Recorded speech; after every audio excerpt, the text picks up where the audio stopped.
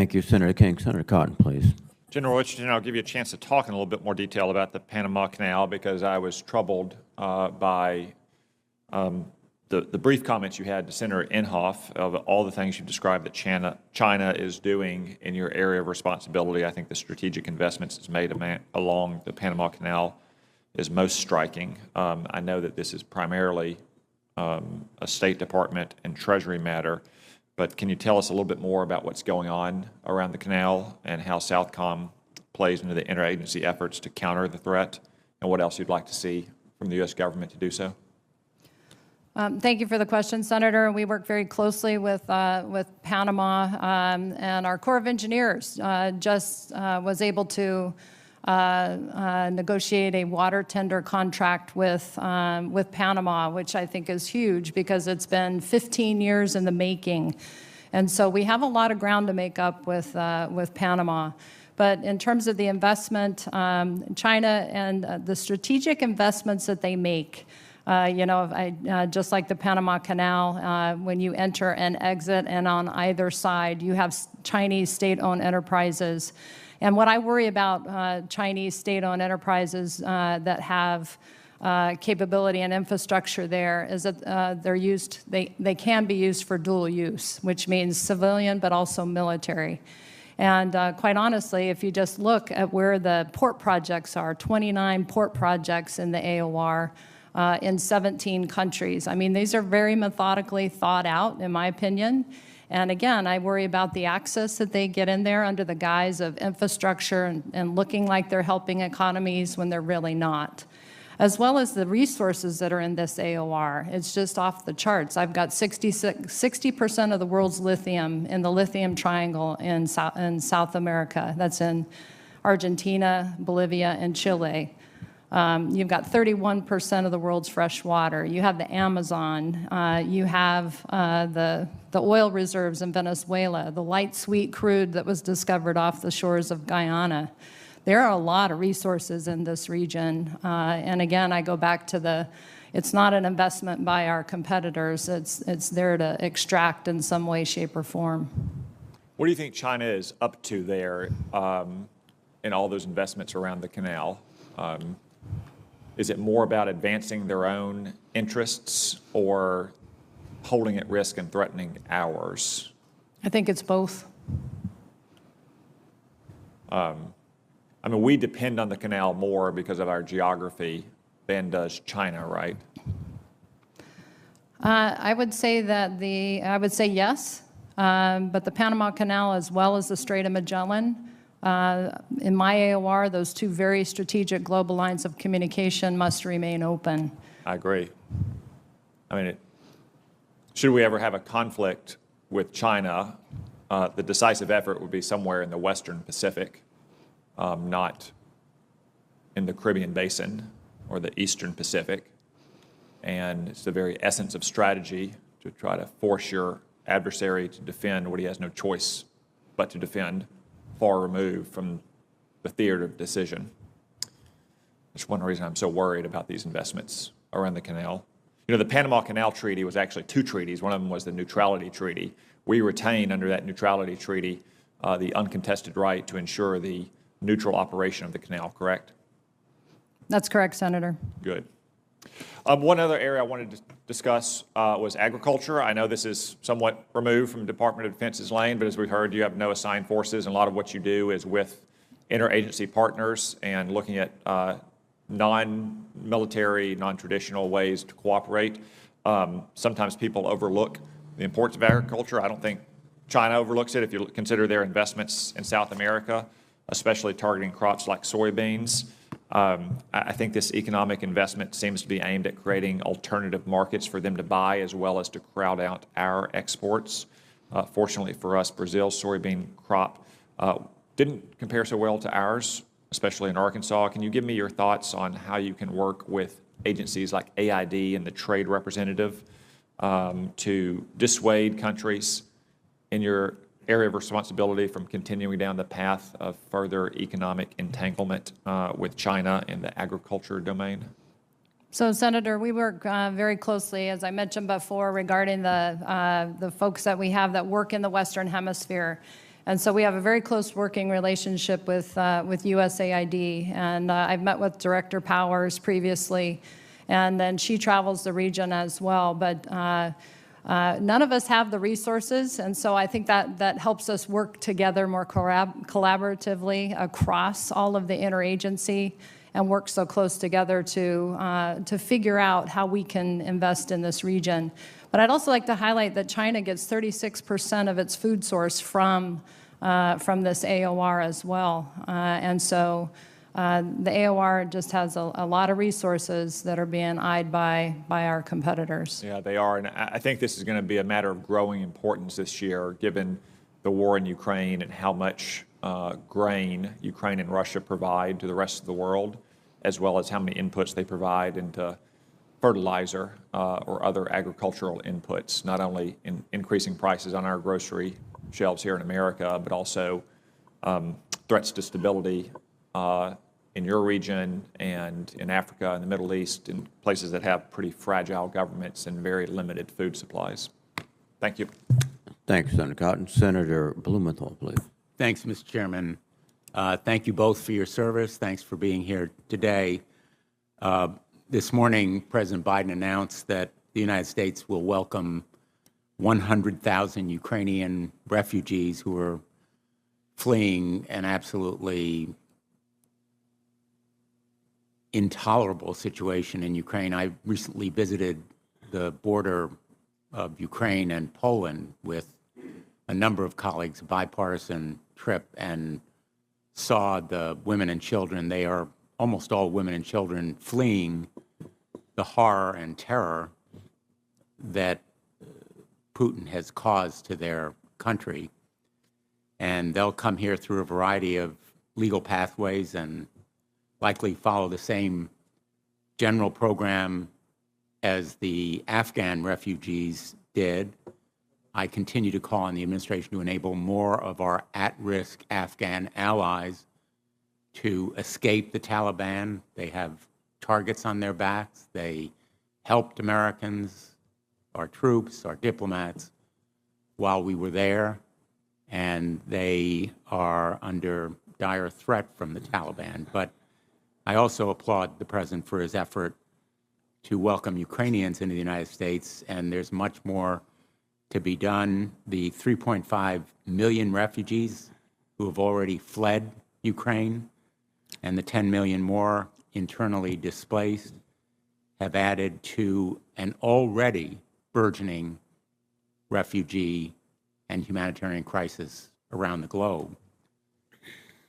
Literally, last year, 26 million refugees were displaced from areas as diverse as Syria, Venezuela, Afghanistan, South Sudan, Myanmar, and other countries. And these refugees represent a threat as well as an opportunity.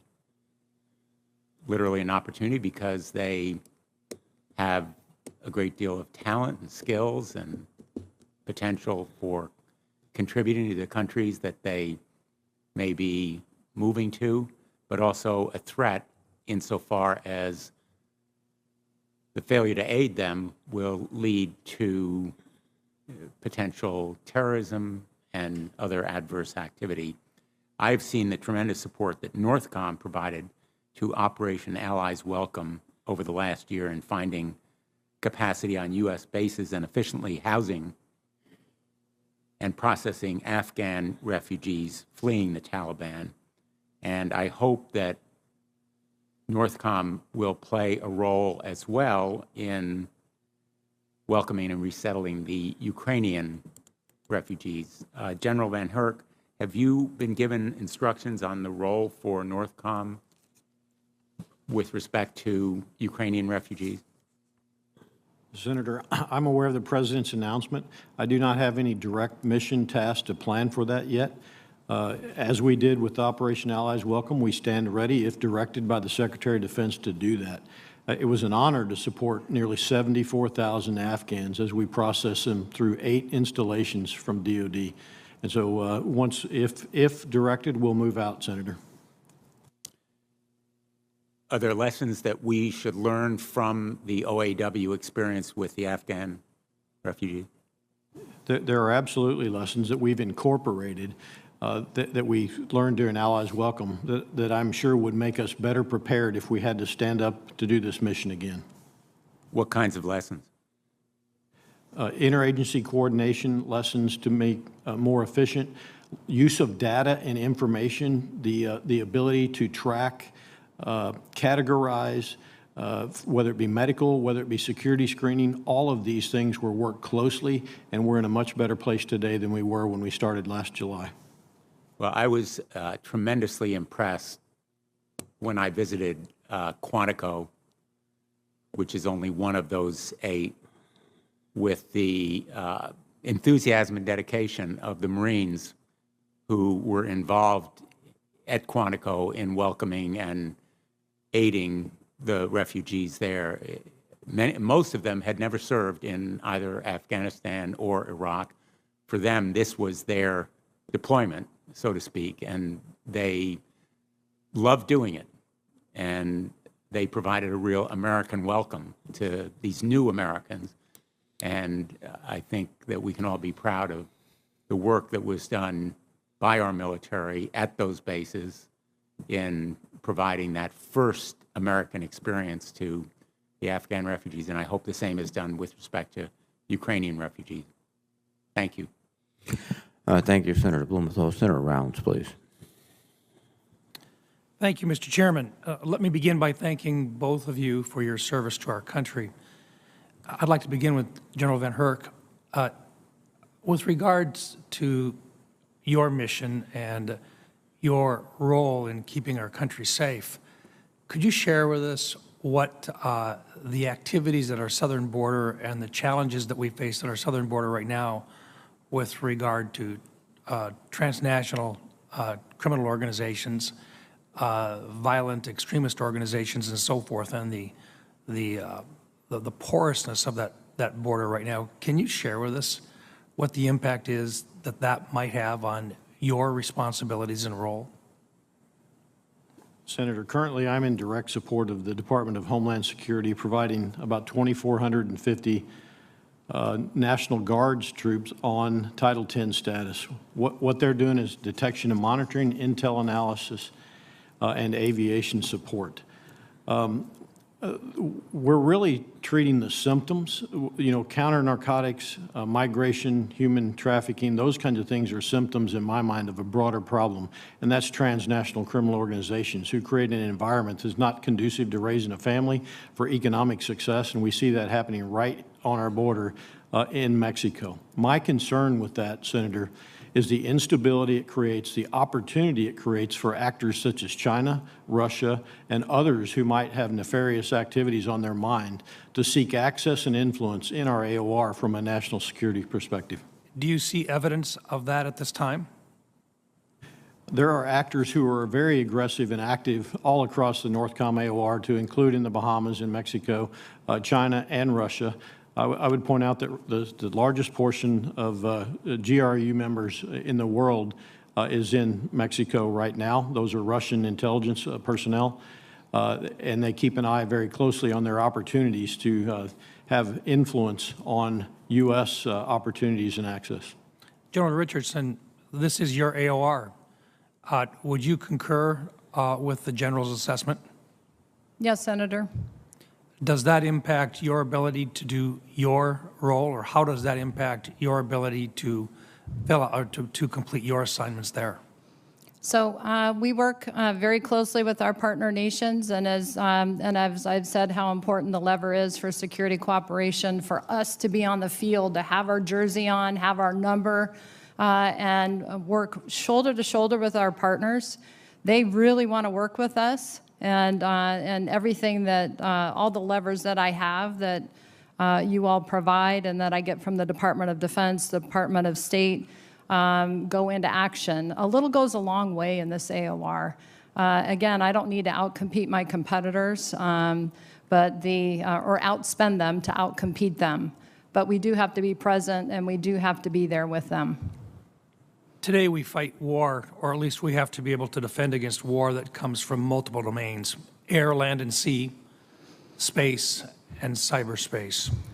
I understand that right now, with regard to cyber capabilities, there's a limit to the number that we have. General Richardson, can you share with us the challenges you face in terms of being able to meet your responsibilities with the limited cyber capabilities or cyber defense capabilities that we have? So we do our best in terms of the small teams, the subject matter exchanges, subject matter expert exchanges that we do with our partner nations. We'll go with like a cyber assessment team to help with an assessment of their network, maybe a 13-man team that works with the partner nation. We work over the shoulder. We can provide direction and subject matter expertise, but we can't get on the keyboards with them and go to work with them. Well, let me ask this in a different way. If in order to do your mission, are you able to receive the number and types of cyber mission teams that you request? We're able to do that through our National Guard State Partnership Program. CyberCom does not have the full capacity and capability to support all the combatant commands. And I'm not a priority AOR, and as we see, the EUCOM and INDOPACOM are right now the two priorities, and so... Demand exceeds supply, then? That's correct. Thank you. General VanHerck, with regards to all domain awareness, can you very briefly describe to us just how critical cyber is and the challenges that you face in getting the resources that you need? Senator, cyber domain awareness is absolutely critical. The vast majority of the key critical infrastructure in the United States of America and Canada, for that matter, exists in the private sector. Today, I'm very comfortable where we are with General Nakasone and his teams on the DODIN of the Department of Defense infrastructure, CISA with other federal networks, but domain awareness outside of that is relatively an unknown. Many of those municipalities, companies, their reporting is all we get. And so they actually are voluntarily playing. And so from a domain awareness perspective, we don't know exactly what we don't know. Thank you. My time has expired. Thank you, Mr. Chairman. Thank you, Senator Rounds. Senator Sullivan, please.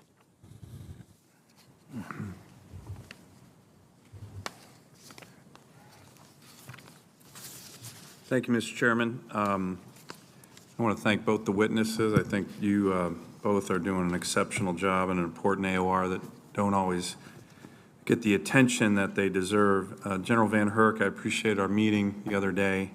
I want to talk a little bit more and follow up on the discussion about the provision that Senator King and I co-sponsored in the NDAA on the Arctic Security Initiative. You're already hearing here in this hearing, a number of senators, bipartisan group of senators, are very focused on that. As you know, it authorizes the SecDef to establish an Arctic Security Initiative, which is modeled on the Pacific Deterrence Initiative and the European Deterrence Initiative, essentially initiatives from this committee where we have thought the Pentagon wasn't focusing enough on critical regions. And I think both of them, PDI and EDI, have been quite prophetic, saying, hey, Pentagon, focus, Europe, Asia, Taiwan, and now the Arctic. Can you please provide a status on the update regarding the assessment? Any conclusions you've drawn? As you know, the Arctic Security Initiative that was passed into law directs you, the NORTHCOM commander, not OSD, to complete an independent security assessment of the Arctic. Senator, we're in progress with the assessment. What I commit to you is you will get an honest, candid assessment from me. I will coordinate that across the department. I expect to have my portion of it complete within the next few weeks. Then the coordination will begin. The suspense is here in the very near future. I'm likely going to ask for an extension. I believe it's crucial to not do this fast, but to do it right, and I hope to have it done by early summer at the latest. I would point out real quick, if you don't mind, that I look forward to seeing what the budget comes out with next week with regards to Arctic for inclusion into my assessment. Are there any things that you can highlight already right now with this committee in terms of your assessment? Senator, without seeing the 23 budget, I really can't give you a full assessment of what we're going to see for infrastructure support. I believe we will see additional domain awareness capabilities significantly funded with the 23 budget, but I look forward to seeing that. I would assess that there may still be some work to do with regards to the strategies that each of the services have funded, or not funded, but put out, and the department strategy. But when the budget comes out, I'll give you the final assessment. Let me ask specifically on that. When Secretary Austin was here for his confirmation hearing, I asked if he would commit to work with this committee to ensure the Arctic strategies from the different services are fully resourced. And he said, quote, "You have my commitment to do that." That's what he told the committee. Do you believe funding for the Arctic Security Initiative in a similar manner that has been done for PDI and EDI is critical to our integrated deterrence efforts in the Arctic? And are you seeing that funding? Now, I'm not talking about the upcoming budget. I'm talking about what you've seen in the last year. To answer the last question, we have not seen the funding that I would like to see with regards to the Arctic. So the strategies are coming together. I think they're all coming together well. They're serious. That's a big change from a couple years ago. But you're not seeing the funding as of yet. In the past, that's correct, Senator. I look forward to seeing the 23 budget. The Arctic is strategic in nature. We must be persistent there to compete. That's a part of the integrated deterrence that you mentioned as well. So just for the Pentagon folks watching, it's not just forces, but as Senator Wicker talked about, it's infrastructure. I know that it gives some people neuralgia in the Pentagon when we talk about strategic Arctic ports, but that's what we need, isn't it, General? The capability to have presence in a strategic region where one of the most brutal dictators in the world, Vladimir Putin, has said he's going to own the Arctic, he's going to create the new Suez Canal and the Northern Sea route, and he's going to dominate it. Don't we need a presence ourselves to push back on this dictator in that region of the world? We do need a presence, and fuel north of Dutch Harbor would do that, as would infrastructure and communications capabilities. I look forward to working with the Canadians on their part of this. They need to be part of it as well, not only the Department of Defense, especially on the infrastructure piece. Well, just a final point, Mr. Chairman. I think this committee has been very strong on this over the last several years in a bipartisan way. And I think the Pentagon needs to wake up. They need to wake up and recognize this is a strategic interest for our nation. And the signal that's coming from the Congress couldn't be more clear. Just like with the European Deterrence Initiative, the Pacific Deterrence Initiative, the Arctic Security Initiative falls in that line. And I look forward to working with you and this committee on your assessment and seeing it soon. Thank you. Thank you, Senator Sullivan. Senator Peters, please. Thank you, Mr. Chairman. And I couldn't agree more with Senator Sullivan on the strategic importance of the Arctic and investments in the Arctic. And I think it is a consensus with members of this committee in a bipartisan way that we need to be focused on that.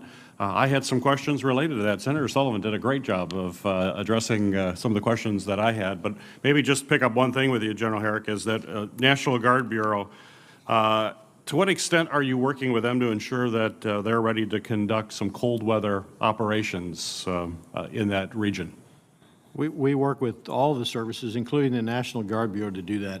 Actually, I'm highly reliant on the National Guard Bureau to execute my day-to-day campaign plan. In a voluntary status, actually, so I couldn't be more proud and appreciate the support, because I don't get access to the forces through the global force management process, and I don't have the assigned forces to do that campaign plan. I'd point out that we need ready, trained, and equipped forces to operate throughout my entire area of responsibility, and that includes the Arctic. That's part of the services strategy and something that we have to work on. I just concluded an Arctic Edge exercise, which included some of the National Guard and many of the services, a joint exercise, and some allies and partners. In a classified environment, I'll share some observations with you from that, but the Arctic is a challenging environment to operate in, and we have work that remains. Great, appreciate that.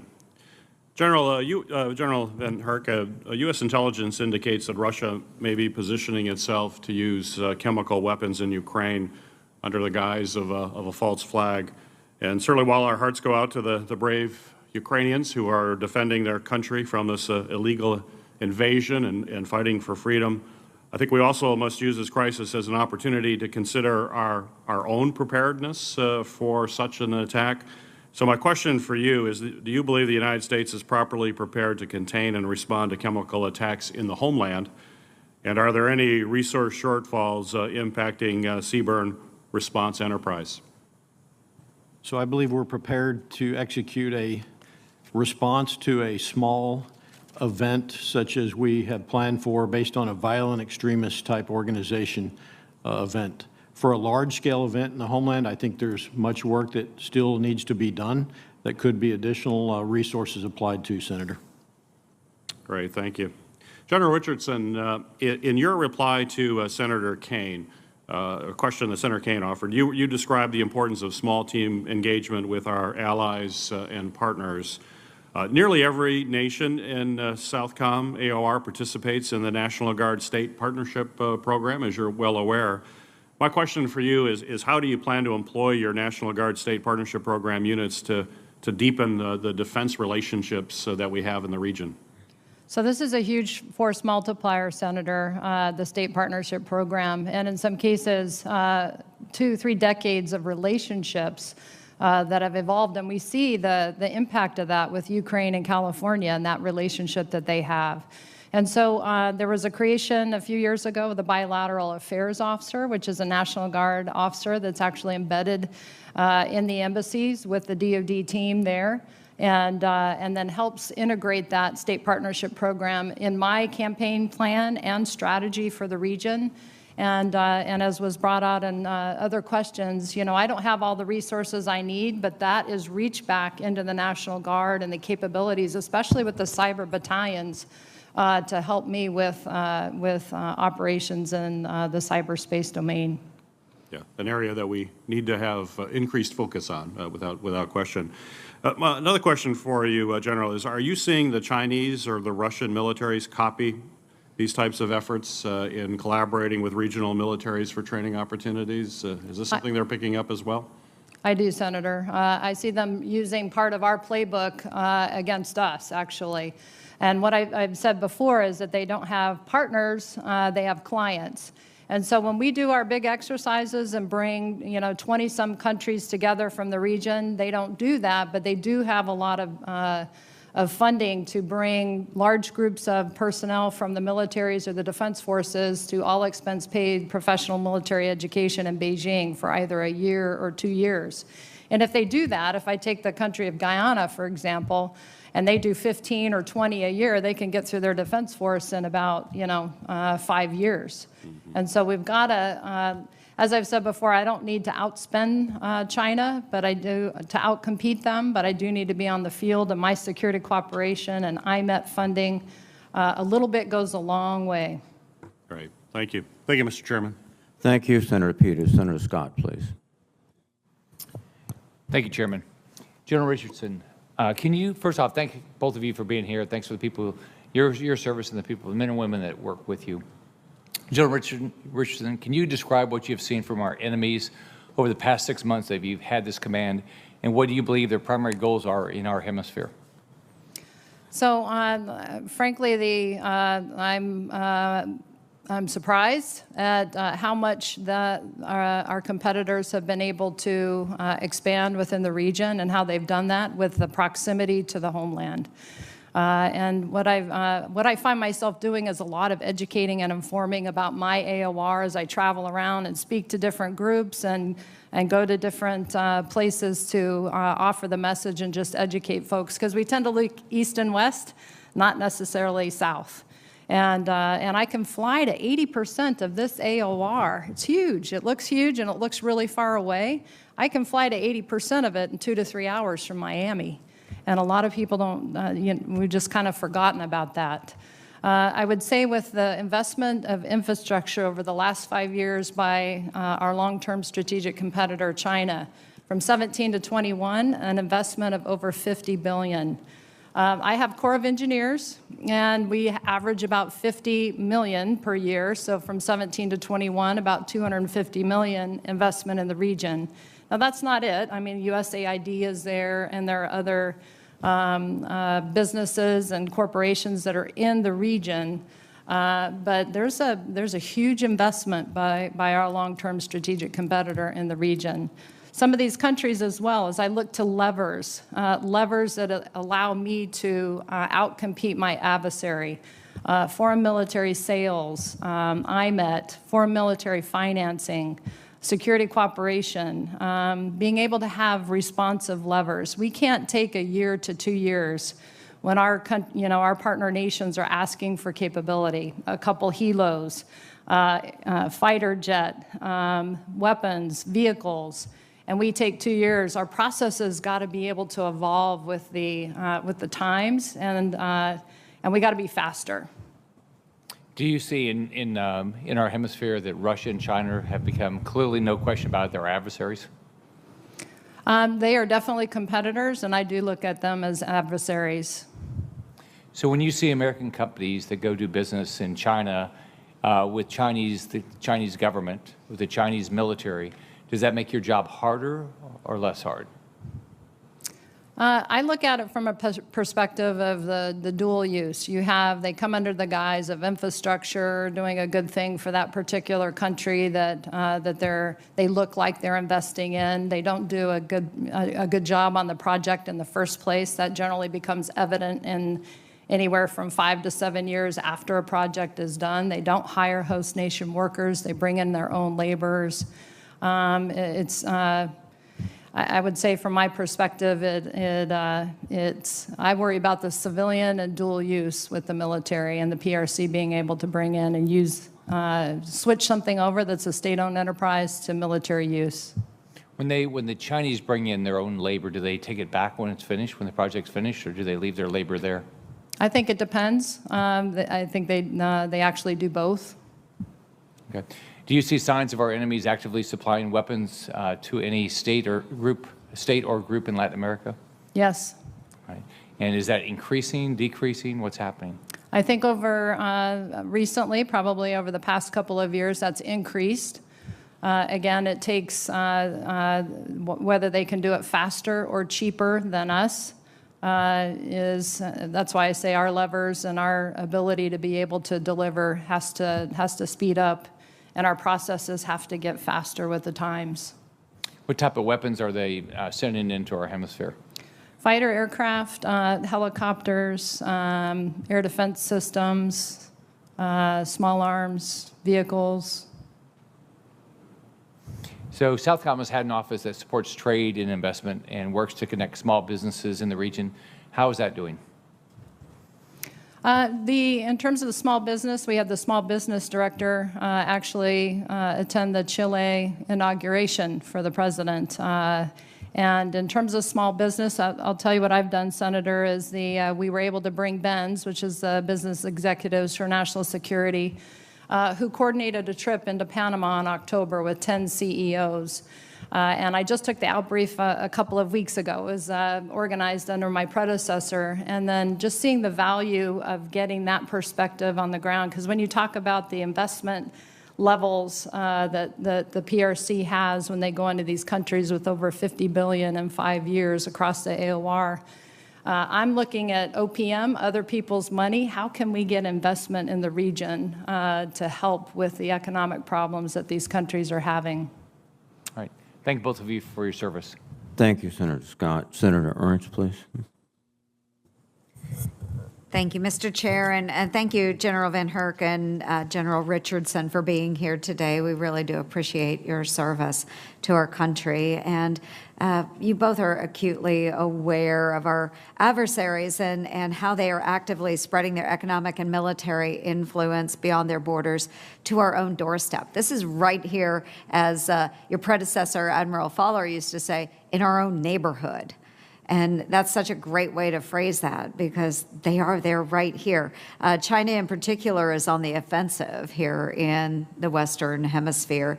And there are days that I truly worry that our posture remains very reactive at best, and on certain days weak at worst. And that's not due to you. It's because we have many, whether it stems all the way from Pennsylvania Avenue all the way here, we just don't give enough attention to our own neighborhood. Many of my colleagues have already stated that.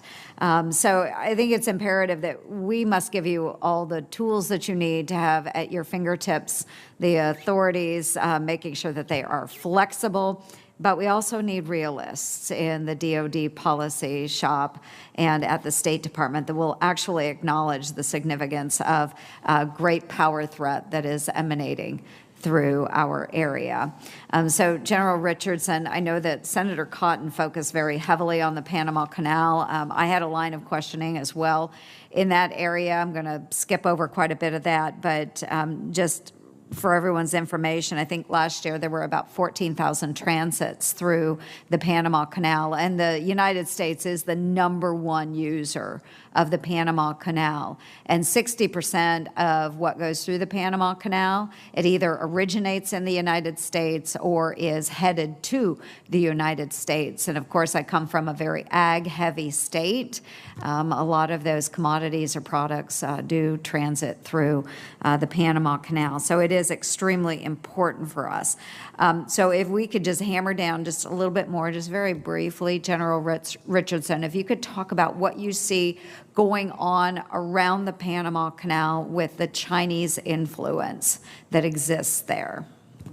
So thank you, Senator. And certainly, I'd like to highlight that our country does $740 billion in trade with Latin America and the Caribbean. It's huge. And so the importance of keeping that, the Panama Canal open and free and for global economics and the economies, not just the war plans, which I worry about as well, is extremely important. But the strategic way of the investments and the proximity and the continued investment with other projects that they make in and around the Panama Canal is very concerning.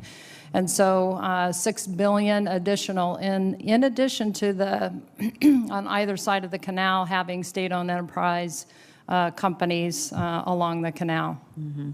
Yeah, it is very concerning. About a week or so prior to the Benz Group and Joe Votel's Benz Group going into Panama, I had traveled there with a group of other congressmen to just really see the Chinese influence that is on the ground there, and it is extremely concerning.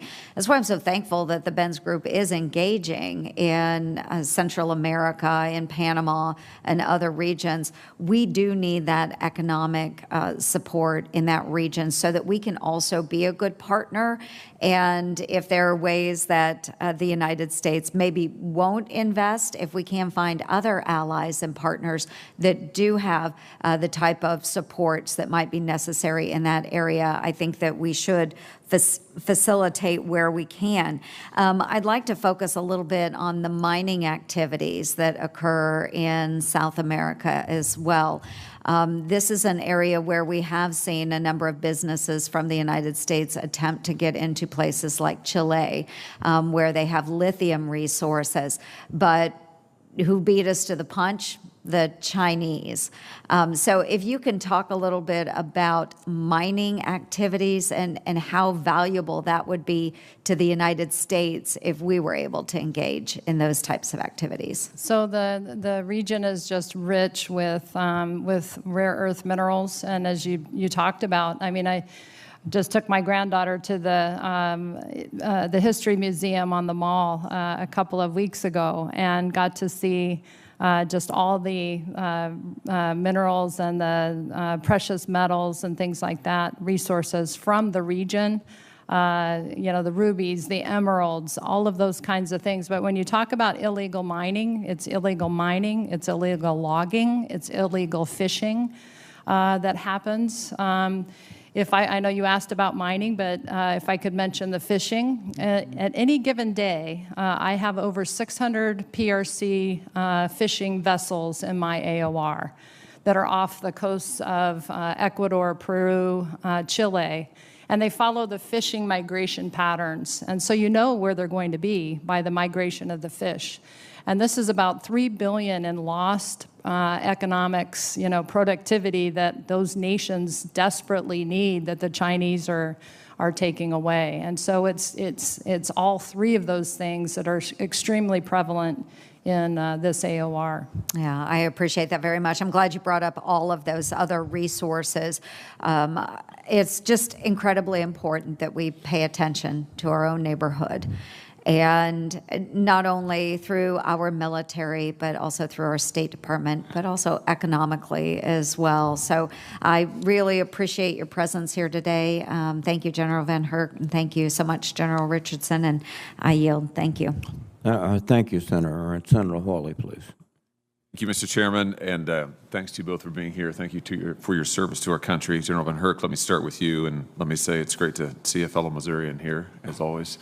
I noticed something you said in your opening statement. I want to quote it to make sure I get it correct. You said, I think, that America's reliance on deterrence by cost imposition is currently overweighted and significantly increases the risk of miscalculation by limiting our national leaders' options following an attack. That caught my attention because I have been arguing for a while now about the importance of adopting a strategy of denial, deterrence by denial, versus deterrence by cost imposition, especially as it relates to China. So I wonder if you could just expand on your comments a little bit and tell us why you think it's important to end an over-reliance on deterrence by cost imposition. Thanks, Senator. First, I would say cost imposition. The nuclear deterrent is the foundation of Homeland Defense, and we must fully fund a triad. That is the foundation. We also must have a strong conventional force, but that has to also be balanced with deterrence by denial. And deterrence by denial is the capability to deny a potential adversary the ability to believe they can inflict damage on us that may bring us to our knees. And it's the ability to demonstrate readiness, resiliency across the whole of government, responsiveness. We do this every day with hurricanes, wildfires. We've demonstrated it with Allies Welcome. All of those contribute to the overarching integrated deterrence. That's where my campaign plan is focused. I don't want to start with defense kinetically in the homeland. I want to keep us out of a crisis and conflict by focusing on that deterrence by denial on a day-to-day basis. Let me ask you this: when you say that one of the dangers of over-relying on deterrence by cost imposition is that it increases the risk of miscalculation and limits options, can you just explain that piece of it? Absolutely. So without the deterrence by denial and the belief in a potential adversary's mind that they can't be successful, they may actually believe that because the homeland is vulnerable and they could bring us to our knees, that may be the emboldening factor that leads them to make a decision to attack, whether that be in Taiwan or another place, because they believe that they can disrupt, delay, or destroy our will in the homeland. We want to create them to believe and understand that we have the capability that they could never do that to us by defending the key critical infrastructure and having the resiliency and readiness to respond. Very good. Thank you for that. Let me shift to the situation involving the drug supply at the southern border, and particularly fentanyl, which is in our state absolutely devastating, and we're seeing mass quantities of it. Can you just give us an update on NORTHCOM's efforts to help DHS stem the flow of illegal drugs, and particularly fentanyl there at the southern border? Senator, currently NORTHCOM's providing about 2,450 guardsmen from various states in a Title X status, doing detection and monitoring, intel analysis, and also aviation support. The request for support for FY23 is in the department as well, and being adjudicated at the department level. I don't have a tasking yet for 23. Let me ask you about the Mexican government. Have they been helping with this, with the flow of drugs, the human trafficking? Has it gotten better or worse than the last year? Hey, the Mexicans are extremely good partners. I have great relationships with General Sandoval of Sedena. with Admiral Ojeda of Samar. Both are coming to visit me next month. They have tens of thousands of Mexican troops conducting the mission to support what we need with the common objectives. And we're very grateful for their partnership. What are you looking for them to do in the year ahead? Continue to partner, provide additional security. Samar has port security now. For fentanyl, that's crucial because those precursors often come into ports. Would like to work additional information sharing to enable them to be more successful in interdicting much of those precursor chemicals that come into Mexico. Very good. Let me shift back to China here quickly in my little bit of remaining time. You mentioned Taiwan a second ago. It's no secret Beijing would love to seize Taiwan. They'd love to execute a fait accompli with regard to Taiwan. And we also know that if they attempted to do that, they would seek to prevent us from deploying forces from the West Coast into the theater. Tell me about your concerns about China's ability to strike military targets in the homeland using cyber capabilities. Well, China possesses extensive cyber capabilities. Those responsibilities to defend the homeland primarily reside with CISA, Director Easterly, and General Nakasone on the DODN side. My role is to provide defense support of civil authorities. In the case of municipalities, industry asks for support. We have a good capability. What we don't know, Senator, is the unknown. We don't know where the vulnerabilities are because of the way we're set up across multiple agencies, across multiple industries, that we rely on volunteering their information for cyber vulnerabilities. Got it. Thank you both for your service. Again, General Richardson, I'll give you a few questions for the record. Thanks for being here. Thank you, Mr. Chairman. Thank you, Senator Hawley. Senator Rosen, please. Thank you, Mr. Chairman. And I would really like to thank Generals Richardson and VanHerck for testifying today and for your service to our country. Thank you. I want to speak a little bit about Iran's presence in the Western Hemisphere. And General Richardson, during your confirmation hearing, we discussed Iran's presence in Latin America through its proxy Hezbollah, its involvement in the tri-border region of Paraguay, Argentina, and Brazil, and its exchange of arms for oil with, of course, Venezuela. Over a year ago, Brazilian authorities extradited a leading Hezbollah financer to Paraguay, which dealt a blow, of course, to the terrorist group. However, we don't often receive the same support in combating Iran or its proxy activities from other countries in the region. Just a little over 2 months ago, Iranian official Mohsen Rezi was wanted by Interpol for his role as leader of the Iranian Revolutionary Guard Corps in the 1994 Amia Jewish Community Center bombing in Argentina. He made an appearance at the inauguration of Nicaraguan President Daniel Ortega in Nicaragua. To hold Iran accountable and Hezbollah accountable for their activities in Latin America, Senator Blackburn and I introduced the Hezbollah and Latin America Accountability Act. So, General, could you please update the committee on Hezbollah's recent activity in Latin America? Are we effectively disrupting their agenda? And to your knowledge, is Hezbollah continuing to exchange arms for oil with Venezuela? So thank you for the question, Senator. And I think quite honestly, thank you for the act and the work that we do partnering with our partner nations is so important through the security cooperation, train and equip 333 funding. That's my main lever to work with these militaries and these defense forces to counter our competitors and counter our threats in the region. And just as you listed off, you know, what Iran does and has done in my AOR is very concerning, and obviously to impact that. And when Secretary of Defense uses the integrated deterrence, and as I look at that, and you partner with all of the capabilities that are in the region, it's so important that the partner nations that are dealing with this internally be able to have the capacity and capability to do that too. I just request that I'm able to continue with that 333 funding, so I am there, because they want to partner with us. They want to partner. They look to us. They look for help. They look for assistance. They look for coaching, teaching, mentoring. They want to come to our schools, and this is how we make them stronger to handle their own their issues internally as we work together to counter the threats. Thank you. I want to continue on this line of questioning because we know there's also Chinese surveillance technology in South America. And so I asked you at the confirmation hearing about Chinese state companies deploying that smart city, safe city technology in Latin America. And of course, you said countries don't like that in the region. So I'm concerned about the national security ramifications of this. So I know I have a short time left, but can you provide us an update on the countries who are trying to get rid of the technology implemented in their countries by China, and what can we do to help stop this widespread Chinese surveillance? So we do our best. I mean, not just the DoD, but also Department of State, as we consistently work with them. My senior defense officials and my senior cooperation officials that are downrange, that are actually embedded in the embassies and working with our partner nations to advise them about the technology, the surveillance technology, a backdoor of getting into the defense networks and things like that.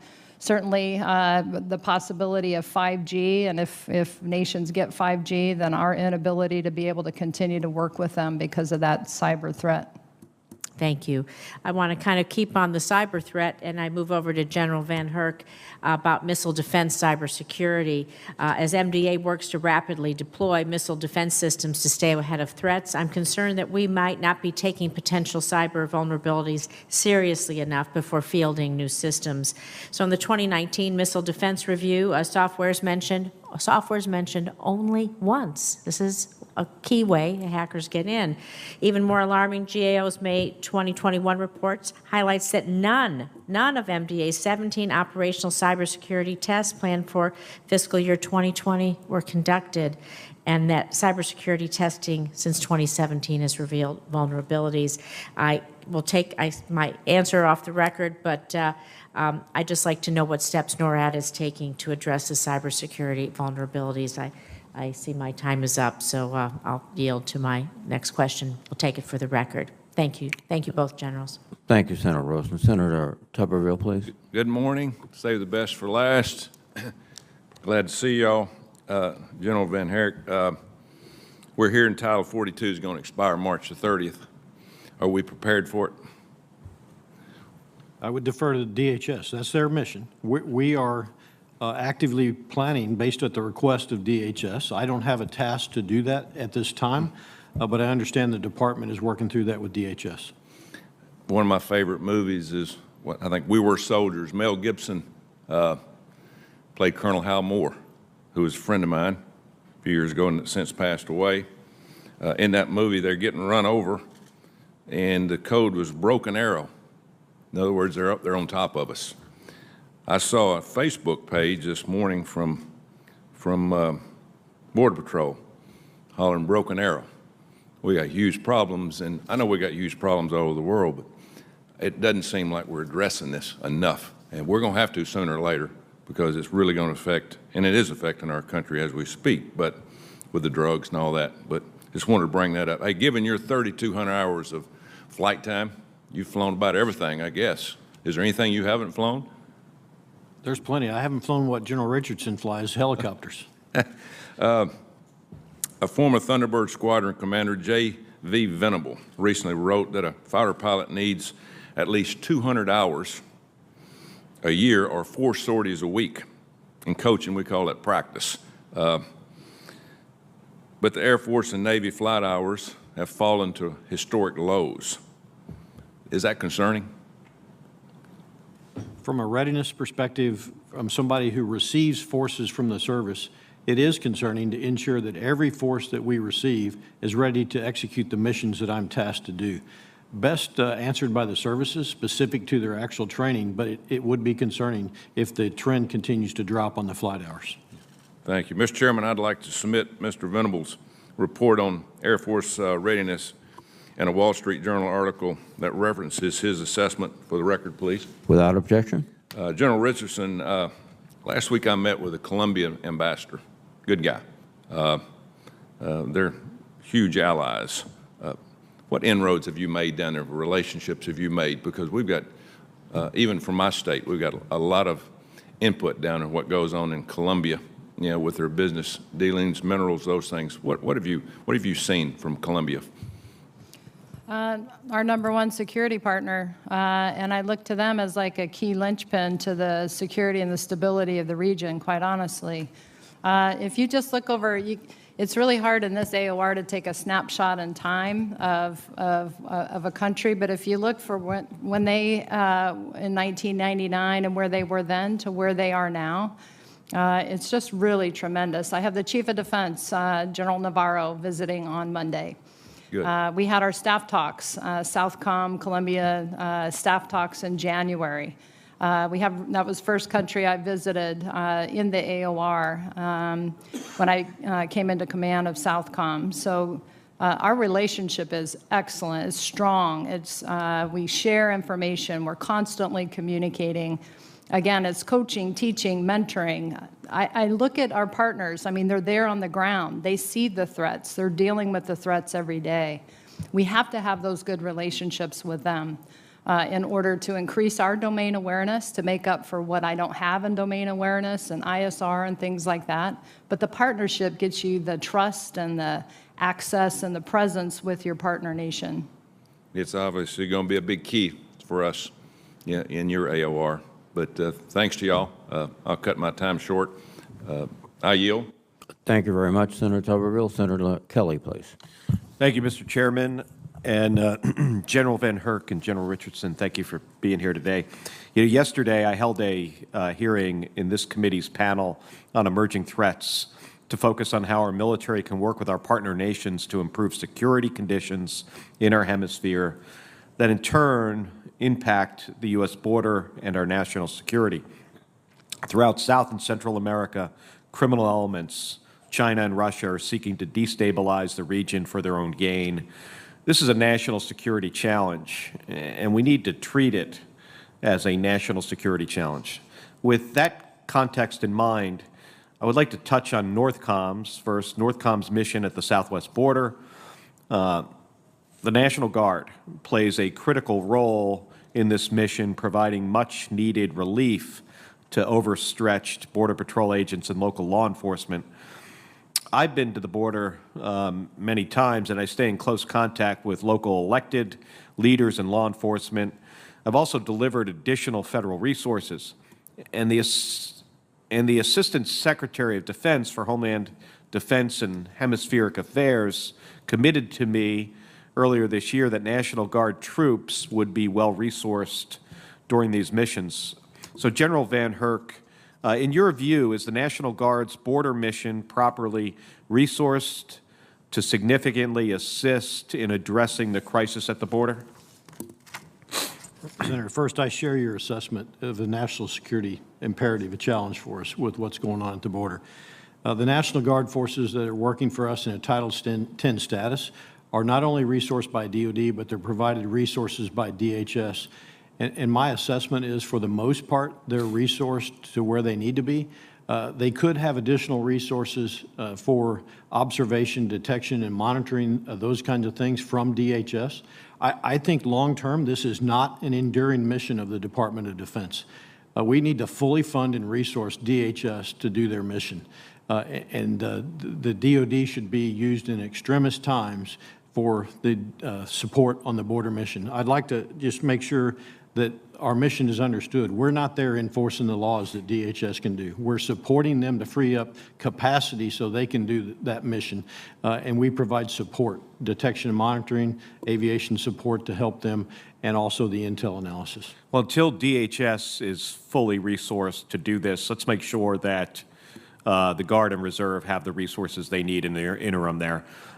General, are you in regular communication with CBP, with Customs and Border Protection, and local law enforcement partners on this issue?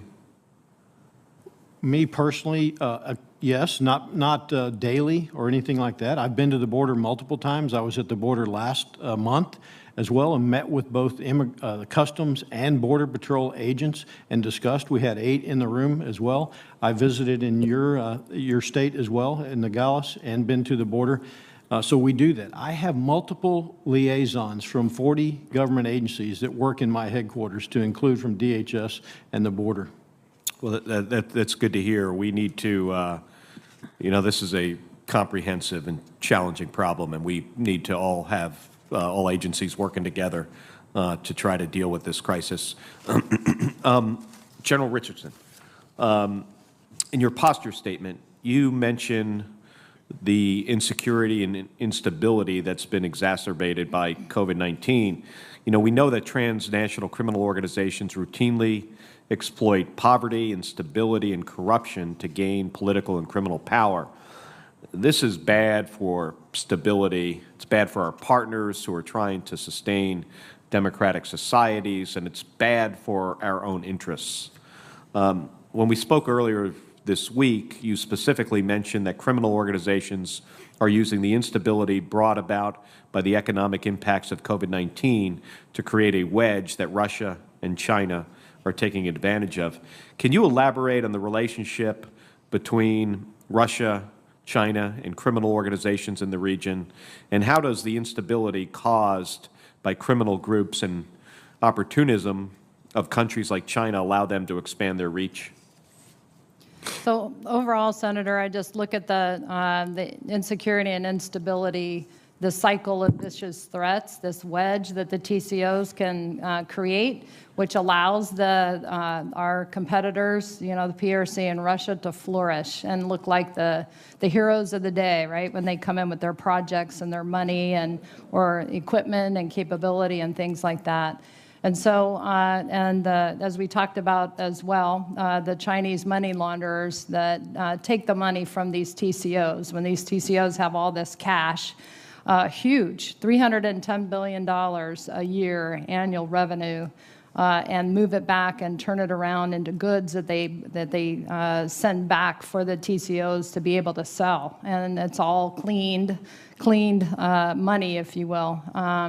And so we have to, this isn't just a DOD or a DHS. We also have to, I think, get after this money. And in terms of what our whole of government approach is to follow the money and then be able to crack down. But I know that it's very difficult. These are complex cases that Treasury and Justice have to deal with. But until I think we get after that specific problem, we can't interdict our way out of this. We're not going to be able to do that. We got to go after and follow the money.